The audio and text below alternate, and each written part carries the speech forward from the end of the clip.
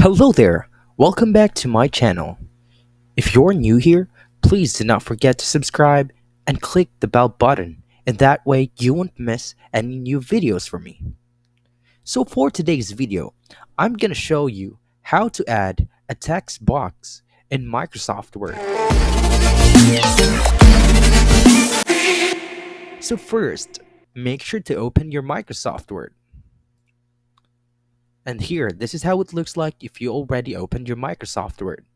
Now, since we are going to add a text box in this document, now the next thing you should select is the Insert tab that is beside the Home tab. So here, once you click the Insert tab, you'll see several options. So since we are adding a text box, go on the right side, and here, there's an option for Choose a Text Box.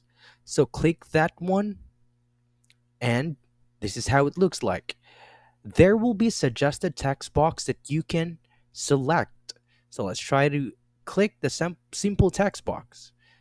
Then here it looks like. You can also change the size by dragging it or minimize the size if you like as well. So let's try to add another text box.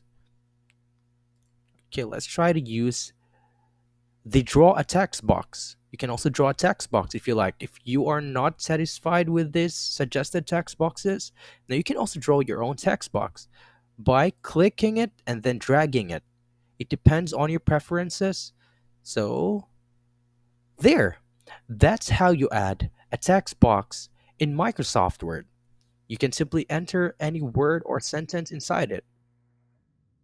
I do hope this video helped you. See you on my next videos, and bye for now.